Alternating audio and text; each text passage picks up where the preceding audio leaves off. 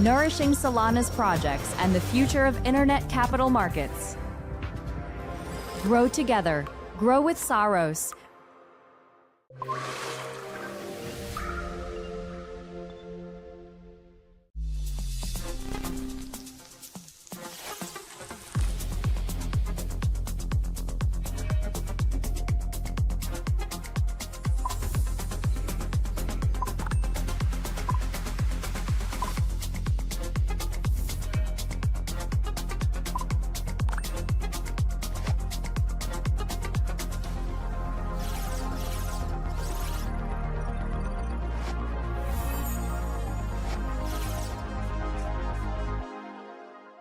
Every project starts with a liquidity pool. In a volatile market, not every pool grows. Saros empowers growth by connecting fragmented pools and projects into one deep source with intentional design. This is the liquidity layer, a foundation for growth momentum, enhancing the entire liquidity flow. Nourishing Solana's projects and the future of internet capital markets. Grow together. Grow with Saros.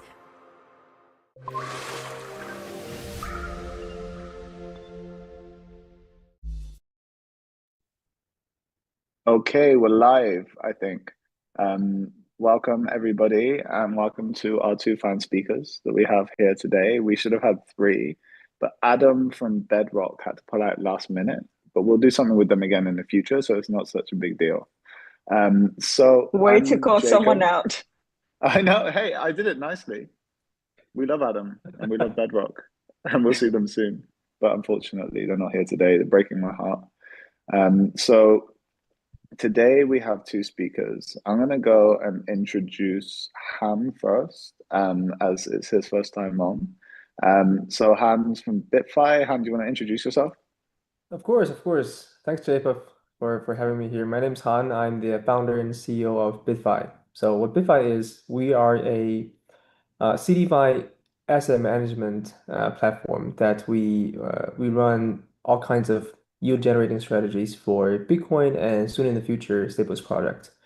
And yeah, we've been around for about a year and a half, been doing pretty stable and attractive yields for Bitcoin strategies. And on top of that, we also at the same time provide our users with a DeFi strategies used as well. But I guess I'll go into more details on that later. Yeah, for sure. And even like you just introducing it then like makes me think of like 5 different questions that I'm going to ask you later, but I'll resist the temptation for now. And we'll go straight through over to Lynn, who is here for the second time. So Lynn, introduce yourself, the Queen of Saros, unofficial title. Well, I'm CEO of Saros, Unofficial. well, Saros now is a DEX on Solana, and we focus on being the liquidity backbone of Solana. And then big news from us also with BitFi too. We are now one of the biggest, the DEX on Solana with the largest BTCFi TVL that we just achieved yesterday in a matter of a week. So it's very cool to us. So our main partners are partners with like very sticky assets like Bitcoin, WAs. Those are like our sweet spots, and the mission is simple. We'll want to make it very easier for people to add their liquidity and earn yield from it. Nice. I'm like very tempted to pretend to be Adam as he's not here now and introduce myself, but I'm gonna resist that temptation. And I guess like we can get started. I think there's some really interesting stuff to talk about on both the Saros and the BitFi side, but I think to set the context, like the lay of the land, the best thing to do at the beginning is probably just explain to people like what BTCFi actually is, or like what it means to you, because I'm sure people's minds go to different places when they hear that. I guess Ham, we can go with you first, and you can kind of give us like from your perspective, and then also I guess from BitFi's perspective, what BTCFi is. Like I'm actually interested in like those two definitions, right? Like one's kind of like your personal thing, which is probably like a bit more casual, a bit more informal, and then like then there's like the kind of corporate answer as well. Like I'd like to hear both. And you get both for sure. And I think, Jacob, the reason you said that when people talk BTCFi, their mind goes to different places. I think that the reason is that the BTCFi has never been properly defined. Right? If you think about it, Bitcoin, it's very straightforward in a simple term, and everyone loves it, right? It's like the cornerstone, the OG of a crypto. But what is BTCFi? Because BTC is a term, fi for finance is very, very big term. So my understanding, or at least my involvement with BTCFi, which sort of shaped my definition of it, is that it's integration of BitFi into the financial system so that it provides, so that it can offer yield opportunity and market capital efficiency for Bitcoin holders. I think this is, in layman's term, it's how to put Bitcoin into the financial market so that people can, use it and make money, generate yield with it. And that's exactly what BitFi we have been trying to do since day one. Because as you know, Bitcoin doesn't it has stable supply, right? It's unlike any fiat currency. It doesn't inflate. So any yield that you can potentially generate from Bitcoin, it's gonna be a beta form of yield, right? Or it's not gonna be minted out of thin air. You gotta win it somewhere, right? You can either trade or you can participate in all kinds of activities. But at the end of the day, you get it from the ecosystem, or for lack of better words, you get it from someone else, and there's a reason for that, right? So what we do is we trade. My background, my team's background, we were in Wall Street for myself 7, 8 years before I even got into crypto in 2008. So we know how to run trading strategies. We know what's important in the financial market.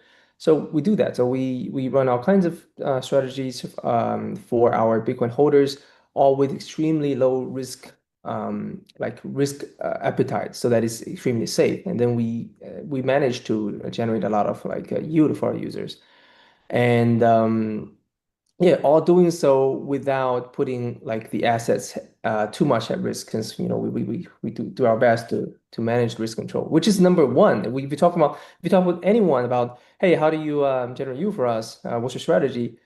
If risk control is not the first thing they tell you, then you should be careful. Risk control is always more important than number two, which is the yield. And number three is always like a story behind the yield. It has to make sense, right? So if you tell you, hey, my trading strategy makes a lot of money, how do you do it? I look at the moon, right? I trade only when the moon is like half full. I always win. There's a, Lynn, you're laughing. There's an academic paper. When I was AQR, it's a hedge fund, there was this guy, there's an academic paper published for it, and how moon phase affects your equity performance. And this actually got published. I forgot whether what kind of journal published that, but the idea is that they Trying to find the looked at results in data. ChatGPT right now. Yeah, go for it. You see it. So basically, what happened is, they kind of do data mining. It's not hard to find 20 stocks that happen to perform according to moon phases, but the story doesn't make sense. If you invest in that person, it's gonna work. So yeah, so that's I guess sort of breaking a little BTCFi, smartly, intelligently, and with risk in mind, participate in the financial system with Bitcoin and get rewarded by generating yield for our users. Hopefully this is the answer. Yeah, I do have two questions. How are you so nice after so many years being in Wall Street? I think you're biased. You're biased, Lynn. I mean, you watch the Wolf on the Wall Street too much. Not everyone's like that. No, I work with a lot of them too. That's why I left and I joined crypto. Well, I'm one of the good ones for sure, but yeah. yeah. But when you talk about risk, I think I thought about a few stories. When people used to use BTC as collateral, and then it makes me think a lot about Celsius and BlockFi. And I think those are the things that's really scared people from BTCFi in general. A lot of people rather just hold it and then actually doing anything with it. Yes, yes, absolutely. And that's actually, something we discovered as we grow as well. It's really hard to convince BTC holders to sort of like, trust, us or anyone with their Bitcoin. And, it's exactly like you said, and they have been hurt before, or they have seen other people getting hurt before. But I think that the trend is moving, right? It's, the entire crypto sector is getting more like risk aware, if you will, right? Now with all the institution coming in, with all the framework, both like on-chain and off-chain, it's getting safer for sure, I believe. Sorry, I lost my unmute button for a second then. So I actually typed into Google moon phases affecting stocks, and yeah, you're right. There is an academic paper from the University of Michigan, 2002, about this. It's kind of interesting. I want to Yeah, read up about that after. I had no exactly. idea that like people would be writing studies on that, but it does make sense as you say. So I hear you, right? Like, so when we talk about BTCFi, it's like, how can we make like I'm gonna like try and paraphrase you now.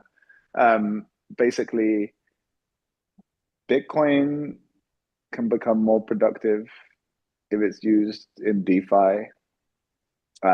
We can earn yield on it, but the challenge there is like BTC is not inflationary, right? Bitcoin is not inflationary. So therefore, like if you're giving yield to people, um, you can't just magic more Bitcoin out of the air to give to people. You need to find a different way of doing so. So like that's a challenge. And then the other piece that you mentioned that you talked on quite a bit is like security, right? Like ensuring like, okay, how can we take as lower risk practices possible, because people who hold this asset typically tend to care about security. Yeah, I would agree with both of those. Lynn, do you have anything to add on the topic itself? Like any views or opinions? Yeah, I think like the key differentiation too is like as more we have more and more BTC5 product, it's like the quality of the wrapper. And I do think that's like a sweet spot for Han to like highlight BitFi as well, and how much he cares about like security and then how he managed like risks on the back end. Yeah, I'd actually be very interested in getting into what you guys do to manage risk, I guess, like on BitFi. Like, I guess this can be quite a deep and also could in some ways be quite like a boring topic for some, but I think it's like super relevant for anybody that's playing around with BTC Fi. Like whether they're using your assets or like staking to get your assets, your wrapper, or whether they're using other ones, right? So, Han, give us like I guess like an overview of your view on like security here, like what like a team's doing here, and like what are best practices. Of course, no pressure at all when you say, try to make it less boring. I'll be concise. I think we Don't worry, you can make it. You can even make it boring, and I'll just ask weird questions to make it entertaining. Yeah, I think we manage risk from three main areas. Number one is trading, right? Because under the hood, we do delta neutral strategies or among other strategies. So we make money by trading for our clients. That's one source of risk that we need to control. And number two is when we work with other partners in the system, in the ecosystem across different chains, because we're chain agnostic. For example, why did we choose to work with Saros? How do we manage the risk, that's out of our control, right? That, because when we part our rep Bitcoin, which is BTC, elsewhere, how to manage the risk there. Number three is in the event of, for lack of better words, shit hitting the fan, what do we do, right? So starting with number one, risk control from trading. That's our sweet spot. We came from trading background. So what we do is three steps. Number one, we choose our strategies and trading team very, very carefully. We talk with them, we look at the data, we see whether the data makes sense. We run the full DD, and this is number one. Number two, once we decide to onboard them, we write in the contract that we before we trade with them. For example, for delta neutral one, there has to be a maximum drawdown of 0.5%. If you go beyond that, you stop trading and talk to us. You go beyond a certain point, for example, 1% after that, you are responsible for the loss after that. Number three is most important. We have our risk control system. We build it ourselves. It's like a system. It's a service that runs on all the strategies that we constantly monitor their position, their performance, etc. For example, let's say we run a delta neutral strategy, right? So by definition, delta neutral, you shouldn't have long or short position on any token for anything other than when you are rebalancing, right? If they say one of the traders goes rogue and be like, hey, I think Bitcoin is going to go up, I would just bet 100x leverage and and go long in that direction. We'll notice that. And we'll notice that we'll get alerted, and if thresholds gets broken, we take over their trading access, and we basically shut them off. It's like stop loss. When that's get triggered, which by the way hasn't been yet, then there's definitely going to be some loss, but it will definitely better than the whole thing blown up, right? So that's like the first of the three risks. Number two is risk with partners. Again, we don't just work with anyone, right? We will only work with top tier quality projects that we can trust, such as Saros. That's the reason why we're here today. We're in good relationships.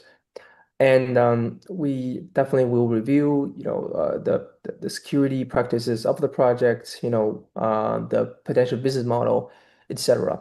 And on top of that, we also have a risk control system in place. So what we do is we monitor the status of our rep when deployed on all the projects. And if anything is like off, say we think there should be 100 BFBDC on Saros, but then tomorrow, so all of a sudden there's 150. We can't say explain the 50, or we can't the 100 got transferred that we don't know exactly what's going on. Then our risk control system will kick in, will shut off. First of all, we'll try to quarantine the problem, right?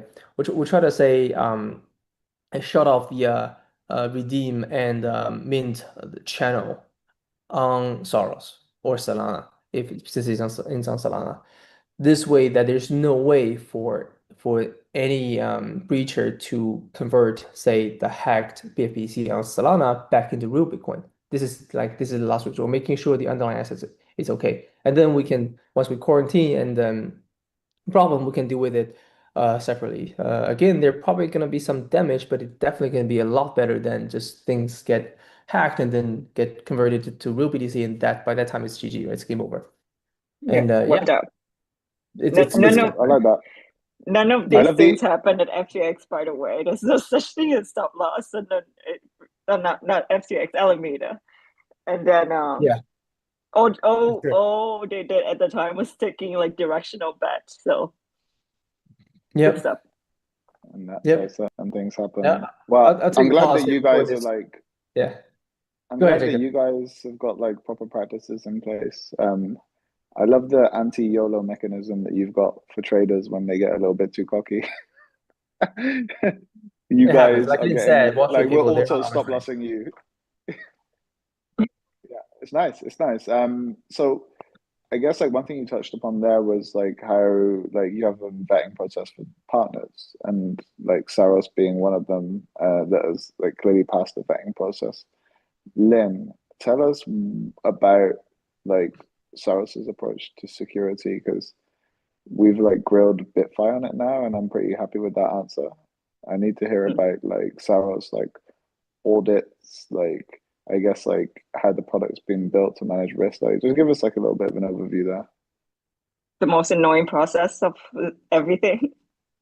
Yeah. As an operator, auditing is like the thing I do not like the most, but it's such a fundamental part of the whole process. And Vin, our tech founder, he's very much focused on it. So like we don't just work with external auditor, we also work with internal auditors too. So like our codes need to pass like both like internal and external auditors. That definitely add like quite a long and lengthy duration to the whole process. And then for me as an operator, sometimes quite annoying because it takes a lot longer to ship products, but I also like live through a lot of hacks and a lot of things that happen. Anything that touch money, we have to be extremely and very careful with. So part of the process. Nice. So I think like for me, something that would be interesting to go into next and talk about is BTCFi on Solana specifically. So I think I saw a tweet from Solana saying like yesterday there's about $1 billion or so USD's worth of BTC on Solana altogether right now. So I think BTCFi is growing on Solana as a chain. One thing that would be cool to hear about is from Han, like, why were you guys interested in going across to Solana and bringing some assets onto the chain? Of course, I think for us, if I could paraphrase the question, I think the question is more like how could we, what did we do to bring BTC on Solana? Because Solana as a chain, I think it's both its reputation and what's the thing that stands out are it's unquestionable. I think since day one, since BTCFi, the concept was invented, people have been trying to say, well, how can we integrate BTCFi with Solana? Solana has the technology, has the enormous user base and trust, especially in the US where I am at, right? And I think US with administration's shift in attitudes towards crypto is starting to become more and more important as capital center for crypto. So Solana naturally is the hub that all projects and all subsectors in crypto are looking to flock into. So I think that being said, we had been looking for a great entry into Solana because if you just look at the the the the mechanism, right? Solana and Bitcoin, they don't really collide, right? Bitcoin is Bitcoin. And Solana is Solana, complete independent chain. There's no such thing as, hey, we move Bitcoin into Solana. But I think moving BTCFi on Solana is a different story. It's more like how we can again introduce more capital efficiency with BTCFi and Solana. This is via way of always, we have a wrap Bitcoin, things like that. Right? This is similar how all other tokens work when they move Bitcoin into a different system. Is how we can bring the potential capital reserve and potential quality behind the capital around Bitcoin into Solana. So it took us some time to we had been sort of speaking with the Solana Foundation for some time and they've been looking for an entry point. And then we got to know Saros for a mutual friend, and then it just clicked, right? Saros as the DAX is great quality, great team background, and there's a lot of trust, which is something I keep mentioning to everyone. It's kind of interesting, ironic. In crypto, especially in DeFi, decentralized finance, I think trust is even more important than in traditional finance. Even though whole thing about crypto is like trust is, but trust is just more important because without it, the cost is higher. Given that crypto can be anonymous and when your money gets hacked, it's really hard to get back, right? I also think the fact that we actually dox ourselves here meant something Absolutely, to the yeah, audience. Yeah. yeah. So I think it means a lot. It means a lot. Yeah. Except one person that's not doxing himself here, the moderator. Yeah, I know. I don't know who would do something like that. Ridiculous behavior. There's like two people with their camera on and one person without it. Yeah. I'd actually go as far as saying it's unacceptable. I wouldn't trust Jacob L at all.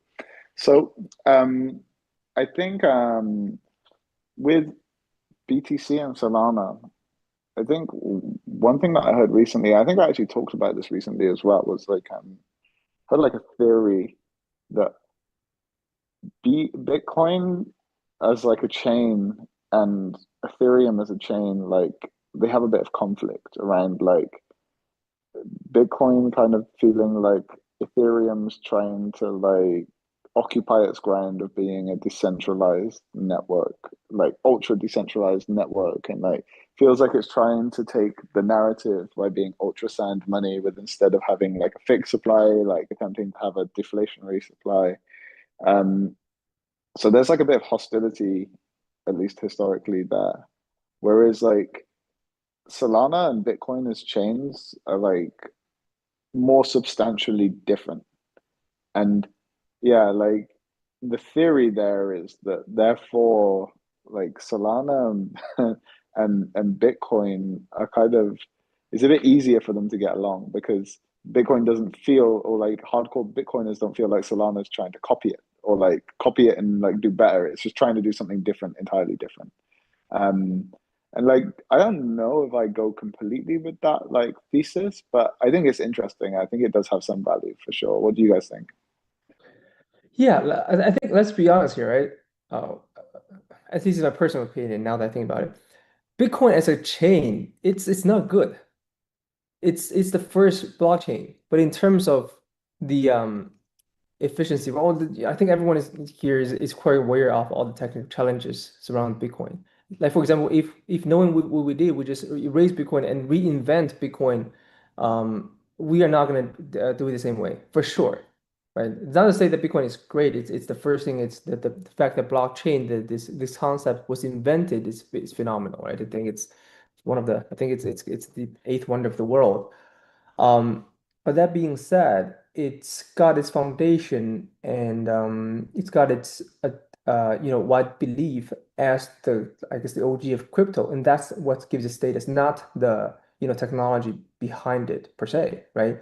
And also, I think one of the premises when people say, "Hey, does Bitcoin and Solana or Bitcoin and any other chain get along?" is that they're fundamentally different. Solana has a foundation. It's got teams running it. Bitcoin is more like, it's at this point more and more like a natural resource, like gold. You can't be like, hey, let's wake up Satoshi and tell him like, let's discuss, what we do. It doesn't work like that. So Bitcoin is more like a, fundamental natural resource it's so widespread that we can take for granted that it's going to be here forever. But Solana is like technology, it's more like a tech firm, and then that's trying to evolve and bring the blockchain technology to the next level. And obviously, they want to be able to work with the most precious natural resource that's sort of fueling the blockchain economy in general. So yeah, so I guess in my opinion, I wouldn't be joining any fight between whether they get along or not. It's really about how we can work together and bring the best of both the technology advantages and the flexibility of Solana, and with the widespread adoption and the status, if you will, of Bitcoin together. Yeah, I also want to add that like Solana has such a good reach to retail users, and they've built a great DeFi ecosystem that makes it very easy to access. So like their aggregators are great, the routing is great, the vault, the wallet, everything is great and easy. Everything just take a couple clicks. But also they also have this narrative about like internet market capital too, and they actually very much focus on Bitcoin as like a big part of that narrative. Because like Bitcoin market itself, it's like $2 trillion. So I recently had a conversation with the foundation as well. I'm like, oh, do you guys actually care about it? And then they like, of course we do, and that's why you see like all these debt coming in, and we're trying to like bring like public money into like the ecosystem, and then Bitcoin, of course, because it's such a big market. It's like the oldest, like most OG thing. So yeah, I think the foundation does good thing. Compared with Bitcoin, you said like we cannot just talk to Satoshi, while for us we just pick up the phone and figure out like how to get there with the foundation. Yeah, with you. One thing I just realized actually, I was about to go and ask you guys on like what can happen on Solana to like help BTCFi develop more, but I just realized that like I never asked you about BFBTC, the asset, like specifically kind of like what it is and how it functions. Can you just share a little bit on that? Because I would imagine there's people in the audience that are curious. Of course, of course. Thanks so much for asking and giving me the opportunity to introduce PFPDC. So, Shill as hard as you like. so in essence, PFPDC is the token that users receive when they stake their Bitcoin with us.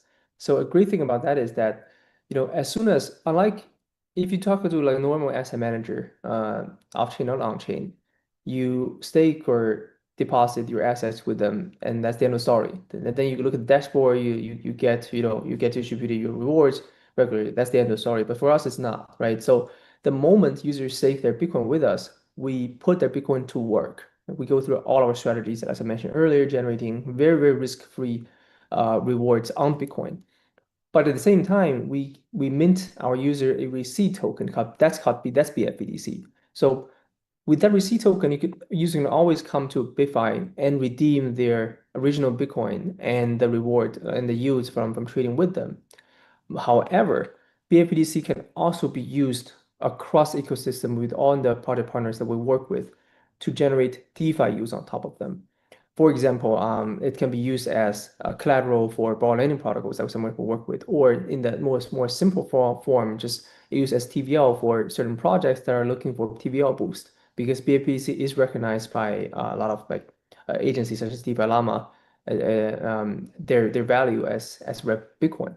Or you can always participate on DEXs such as Saros and trade them, because if you want instant liquidity, or you want to work with on other things, or you want to do other things such as you want to do like loop loan, etc. So what this enables that other projects similar have not been able to is you don't lose out. Our users don't lose out their trading profits. There's what we call the CeFi profits, while participating in across ecosystem to get the DeFi profit. So it's like you get both. You don't need to say, hey, do I use my Bitcoin in DeFi or CeFi? With BitFi, it's both. You can get both. You can do it on both altogether. And that's the most important part, as Jacob, Lynn, and I mentioned earlier, is that we do the risk control very, very thoroughly, which is enable us to do that, without subjecting our users to more risk. Got it. So like those strategies, I guess they differentiate you from like some of the other players in the space. Could you just make like a really simple comparison to something like, for example, WBTC, right? Like I think that's probably like the original wrapper of Bitcoin that people are like familiar with, almost familiar with originally. Like Yeah, what are they absolutely. not doing that BFBTC is? Well, WBTC is not generating yield for our users, right? It's just about Bitcoin, and that puts Bitcoin into a more liquid blockchain. But the Bitcoin sits there doing nothing, which is an essential problem that BitFi started to solve. So with BFBTC, if you don't do anything, you just hold it, you're gonna get more and more BTC because your Bitcoin is being put to work. But with WBTC, it's just you're just holding it, right? This is a major difference. There you go, people. BFBTC brings you yield. So, like, if we talk about the mechanism of the asset itself, can you share, like, so it's like more tangibly relatable for people, like how that yield is realized on the asset? Very straightforward. So because Bitcoin is not inflationary, right? So nobody mints Bitcoin. So you have to get Bitcoin somewhere, from someone else. And the way we do it for most of our strategies, we trade on venues such as, DEXs on central exchanges. So we trade them. So essentially, for example, like we do have substantial Bitcoin position on Binance, but not directly on Binance, but via the custody Sifu and their Mirror X function, if some of the audience are familiar with that. So then we have our users trade. So where do they get the money from? They get it from other users on Binance. It's very straightforward. It's like, when you do any trade, it's at any moment in time, it's zero sum. It's if you have the ability to generate and trade better than your opponents, then you make your clients money, and that's what we do. So it's straightforward. And then we can also get down to the like fundamental question is, why does financial system exist? If it's a zero sum, or no, well, in essence it's not, right? There's a reason why people are trading on Binance, and the reason why our trading team are able to get rewarded by trading there. We can get in that, I guess that's going to be more boring, but in essence, our team with our unique background in trading, which we inherited from the Wall Street background, are able to help our users generate yield by trading against other users on all kinds of venues and win, basically. Perfect. And then that like what is made there like is given basically in yield to the asset, right? So Yes. like the mechanism there, is it that the token, like the BFBTC, increases in value relative to Correct. Bitcoin, or is it paid in a different way? Uh, Yeah, it increases in the value in relation to Bitcoin, right? So like gradually over time, like at the beginning, one BFBTC equals one BTC, but like over time, it becomes more valuable than a BTC, right? Yes, yes. As we're speaking right now, one BFBTC is equals to 1.045 BTC, so 4.5% since inception. Perfect. So I think like to make that like relatable for some of the Solana native audience, like if you've ever held MSOL, which is like the Marinade Finance version, like liquid staked version of the Sol token, they adopted like a similar model. So like some of these liquid stake tokens take this approach, whereas others like stay pegged hard one to one with the underlying asset.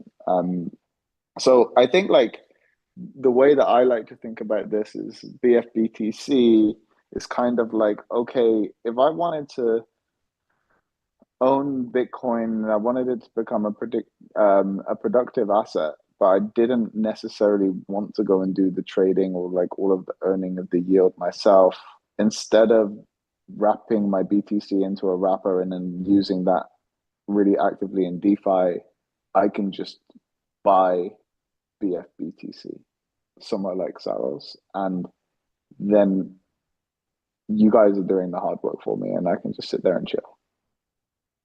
You're exactly right. Nice and easy, hands free.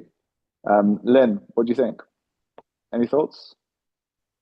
Oh, I want to maybe explain a little bit more on like delta neutral and then this like thing that like Hans talk about. So delta neutral, we hear a lot in like the option hedge fund world, but it seems very strange for like normal audience because like delta is just like a Greek word matrix, but like to take it simple, it's just more like a measurement of risk that like so what Hansa teams are doing is that they don't take risk, but they earn like a marginal profit on like taking different kind of bet, but at the end of the day, the risk is neutral. So that's what more like Han was talking about. Love it. Love the Delta Yeah. neutral. So I think Yeah, I've said like it very myself. any other topics that you guys want to like dig into or talk about. Otherwise, I see do it. have one. Oh, okay, cool. Let's go for it because there's a bunch of questions and I want to start running through them after. I do have one for both Han and Jacob. So like we know like the whole Are micro you strategy of moderating the like moderator? yes, Thanks. CTO the convo. Okay. Yes. Micro strategy. They're holding about what 3% of like BTC supply now, and Michael Saylor is like super big on holding and not doing anything with it. He think it's like he think BTCFi it's like unnecessary risk. What are your thoughts? Go on, Han, you go first. I can go first. So easy for him to say, or given his position and this position MicroStrategy.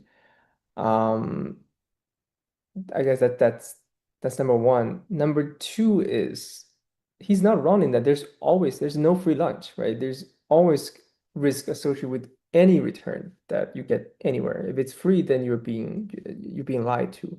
I think that the most important thing is how to manage the unit return per risk. You want to maximize that, right? And that gets back to MicroStrategy.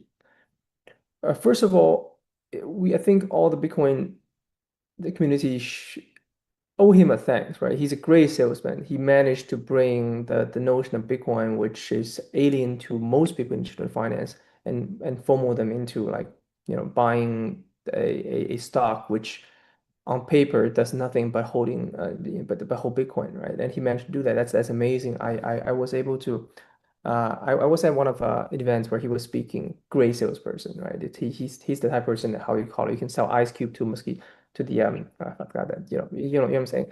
So that being said, for BTCFi, it's also a skill game, right? The especially in crypto, even though Bitcoin has 2 trillion market cap, compared with the traditional equity market, it's still not very big. So let's say I have say $10,000 worth of Bitcoin. I can do all kinds of things with it.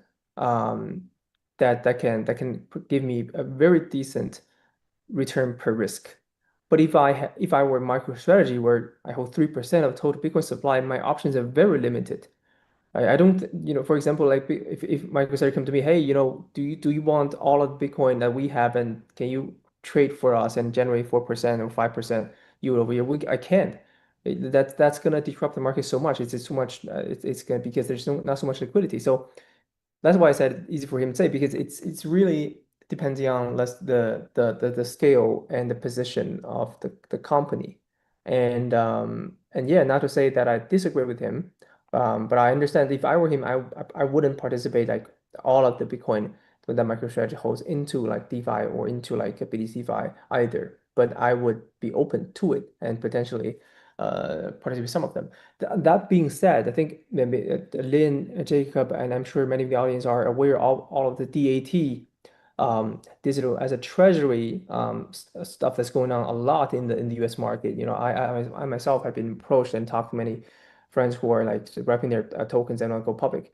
And there's a premium. The stock price, it trades better than the total of assets you have, and that's why people are doing it. But the premium is just converging, right? It's starting to decrease. And one potential breakthrough on that is, hey, instead of having the treasury just sitting there, do something with it, right? So we're actually talking with some like a Bitcoin DAT, not the bigger ones, one of the smaller ones with a relative limited supply. So can you help us, manage our treasury? So first of all, that makes it different from the other DAT strategies. And number two, it's better start to tell the investors, hey, your assets are not just sitting there, eating dust. You're getting some returns. But obviously, there's other things to consider, the risk, the DD and stuff. We're still moving, but I think that's the trend. Sorry, I think I digressed a little bit. No, No, I don't think you digressed at all. I think that was super useful. And like I agree, with lots of those points. I think like my take on say the situation is basically like this guy's so interesting. I used to like laugh at him and kind of like poke fun at him because like I thought like, okay, he's like one of those like crazy guys that's got like 100x conviction and like I don't know. I used to fade it a little bit, especially like last cycle when you used to come on podcasts and just like hijack the podcast and just like get so sidetracked. There is no second best. Like there is no like second best alternative to Bitcoin, that type of stuff. But what I find very interesting about him, and I'm a big Sailor fan actually now, is this guy like has the craziest conviction you ever see, and that's how some people become so successful. I think also like this guy is in some regards pretty much like when people think of Bitcoin, like some people don't even think of Satoshi anymore, they just think of him, right? Like Sailor is almost Bitcoin now to some extent, and like he represents Bitcoin and has done an outstanding job in bringing people on board, and helping with like the run of the asset, and then that has also then trickled down to the broader like crypto Web3 space as well and benefited the space as a whole. Like, but the other side is that like in some ways he's also like in like and I think much less so, but the antithesis of Bitcoin in the sense that like there's like this guy who's like responsible for like such a large percentage of the supply of the asset, which is kind of like quite different to like the ethos of Bitcoin. However, like what I would say is like if there was anybody to be that person, most people would say they would be happy for it to be Sailor. he's And the I sugar agree. daddy of He's the Bitcoin. sugar daddy. Sailor can be my sugar daddy if he wants. I'll let him be. So like I think yeah, I'm a big fan of Sailor, and I think like he has been a massive net positive for Bitcoin. But like there's always like the small asterisks, right? Which is just like someone owns that much of the supply, or like he doesn't own that much of the supply, but he's responsible for that much of the supply. Like that then itself comes with some risks. It's definitely not risk free. But I think it's a greater benefit than it is negative. I also think, yeah, it would be great to see some of that being used productively, not all of it, but like in a low risk setting, like how could that be used more efficiently? Like that's definitely something to explore for the future, and it's nice to hear that Hans trying I to make some grounds in that also area too. I also want to add that people don't give him credit for being pretty much the inventor of debt, digital asset treasury. And then MicroStrategy now is the biggest debt by asset. Yeah. I love that thing. Yeah. But yeah. Yeah, I agree. So we got questions. There's actually loads of questions. We're not going to be able to get through them. Some of them I don't think you're going to want to answer. Like, I don't think either of you two are gonna want to talk about your price prediction for Bitcoin end of year 2026 because you don't want to get in trouble for financial advice. We've covered, like, I see questions about risk control. Like, there's quite a few questions about this. Like, we did cover this. Like, Hans' team has like some pretty impressive mechanisms in place to stop people going long or short on assets. They all have like Wall Street background. They vet their partners. Saros has been through multiple audits. Also, in addition to that, has an in-house audit team. So I think like we're pretty well covered on that topic. I think there's a question here about like why can't we go without BTCFi? Explain why it's necessary. Like now, I think my opinion on this is that we can go without BTCFi, but it's better if we do have it as an option. But like you guys, you want to touch on that one quickly? Yeah. I think it's just all about making your asset work for your, like making your asset work instead of sitting there. Like you can also capture like the upside of Bitcoin, but there's also like the yield you can capture too, which could be a few percentage if you put it into work. So if you're sitting on $1 million, that's a decent amount of like passive income that you're not earning. Yeah, Now I know. especially as you're working off the assumption that BTC is going to increase in value over time in relation to USD, right? Yep. I think Or now we know that. Sorry, Han, go ahead. No, sorry, I cut you off. I think Lynn mentioned that if you have $1 million, is a decent price. Now we know that $1 million is just decent. It's only decent for Lynn. That's good. Sorry, joke aside. Zeros. Yeah. The question, why is it necessary? I think the short answer is not necessary, like Jacob said, right? Few things in life are necessary. And then after that is a trade-off, like what you want to keep for it, right? So it's the capital market we're talking about here. So if your risk appetite is that the only person in the world you trust with your Bitcoin is yourself and your cold wallet, then that's okay. Right? So risk appetite sit there, then your risk on potential loss with a BTCFi is zero. You lose out on the potential rewards, but that's your choice. That's okay. You could be right? Because nobody foresaw Celsius and Alameda, right? So it could be black swan events. Although I think the chance of that is growing smaller and smaller with a more and more risk-aware industry and regulations and framework. But yeah, I think the reason why BTCFi exists in the crypto market is that there's enough risk appetite for that, and there's enough capital in the system to run and generate yields to make it more efficient. So yeah, I encourage people who are reluctant to participate in BTCFi to spend a little bit of time, understand it, and see how it's different from what you might have perceived from what the industry was like a year or two ago. It's a lot different now, which is why you no longer see hey, here's a strategy, now I'll give you 50% return in 3 months. You don't see that anymore because it doesn't scale, and because the risk was unmanageable, but now it is. So that's why, for example, on BitFi, we're doing like 5-6% on Bitcoin, but the risk is pretty much non-existent, and then we still get a lot of interest because that's in this current market, it's already a very good risk profile.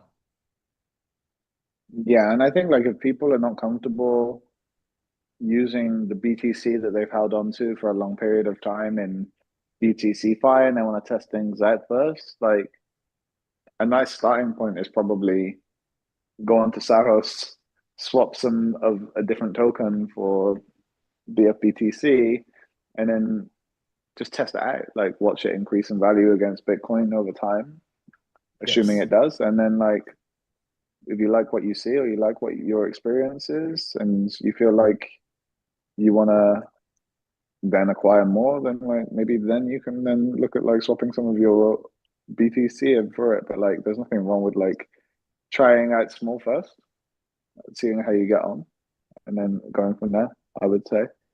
The funny Next, thing yeah, is go ahead. that there's so many people who are such long-term holders that probably don't even know where their private keys are anymore. There's so many of those stories.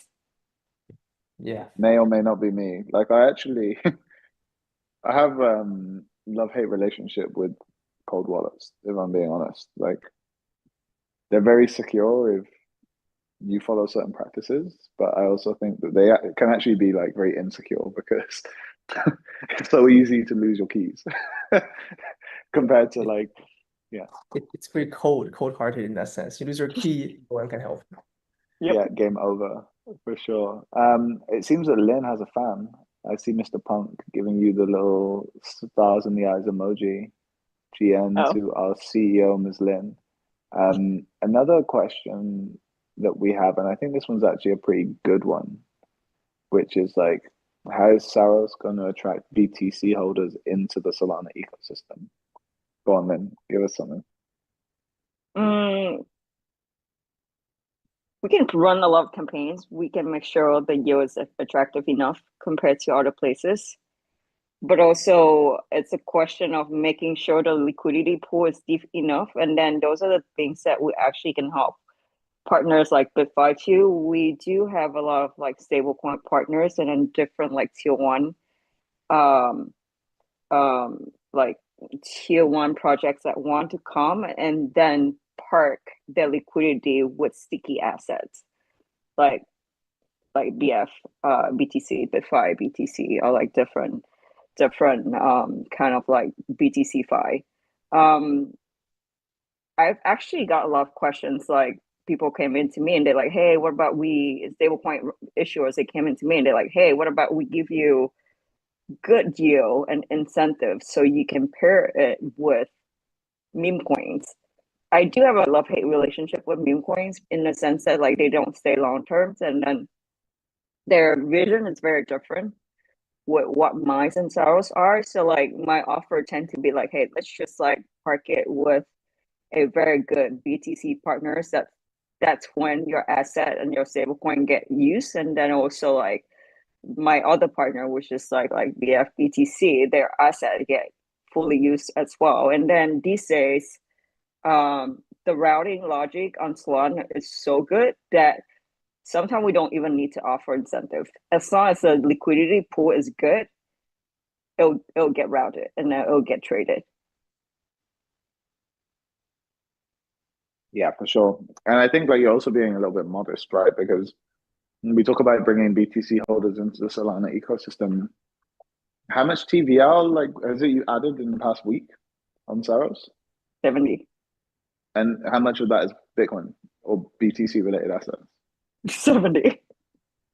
Well, there you go. So Yeah. you just onboarded either a hell of a lot of holders or some very big holders, like I guess a combination of directly and then also through like partnerships, I guess, with people like with BitFi and others. Yeah. So it seems like doing a good job at the moment of onboarding BTC to Solana ecosystem for sure. Yeah, we need a shout out from the foundation very soon. This foundation being Solana Foundation? Yes, Solana Foundation. Yeah, agreed. That's Okay, awful. right. One last question I've got, I can see, and I'll let you guys tie up and enjoy the rest of your day or evenings. Why is Solana the best place for BTCFi over Ethereum or L2s? Now, I'm not going to ask you guys why it's the best, because like I appreciate that Saros can probably answer the question why it's the best, but BitFi probably need to be a little bit more neutral. But for I guess Han, like why is it really good? Yeah, I think it's come in two parts, right? Number one is the technology. Solana set out to be a very high performance blockchain, which exactly what the native Bitcoin lacks. And number two, I think that's actually more important is the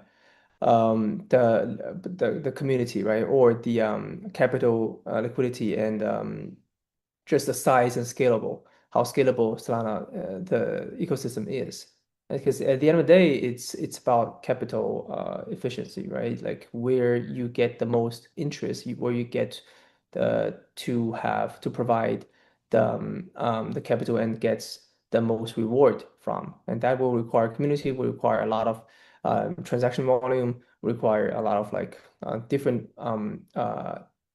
other type of assets interaction and just reserve in general. And I think Solana it's been around long enough, and it's seeing great momentum, and it's growing very fast. So I think it would be unwise for any projects to not keep an eye and try to make sure they are at least somewhat involved with the Solana ecosystem. Yeah, I agree. You need a presence in the eco for sure. Lynn, I'm going to adapt this question for you, and you're not allowed to cheat.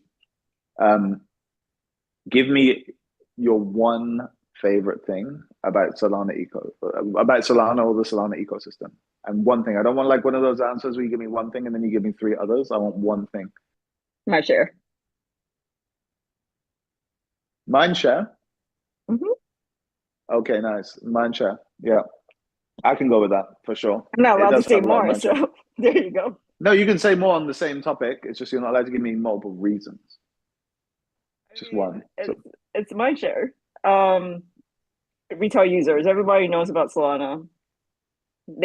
Things don't get complicated on the chain, like ETH, EVM, 1,000 like layer 2. Things are pretty direct here. So there you go. They also make phones Yeah. too. I think I'll receive mine soon. Shit, yeah, fuck, I keep forgetting to get mine delivered. So I moved to Vietnam and they don't deliver to Vietnam. So I'm like, I'm gonna have to just get it delivered. I'll send it to you. You can get my airdrops for me. How about that? But you'll have to give me your address. No, you send it to him. He's gonna be in Korea. So Oh yeah, I don't think it will arrive in time though. Korea's next week. yeah. Or maybe I can send it to Korea. I'm gonna send it to Eric. Cool. Okay. Perfect. Well, it was really fun. It was really good. Thanks for sharing your insights. Han, it was good to have you on. Like, I would love to have you on again sometime. Yeah, for sure. Definitely. Please.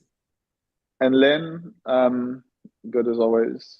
Maybe So, when Bedrock comes back, then we bring Han back again, and then have a little debate on BTCFi. Yeah, I'm sure this is not going to be the last BTC piece.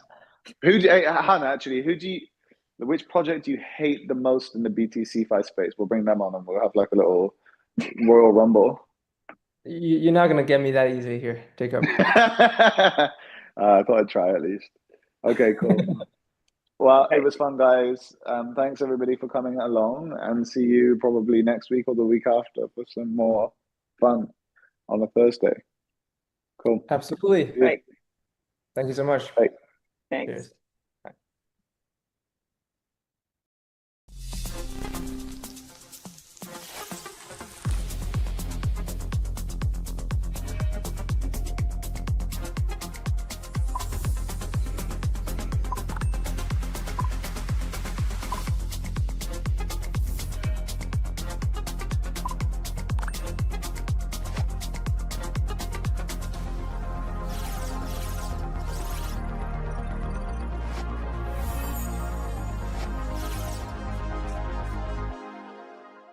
Every project starts with a liquidity pool.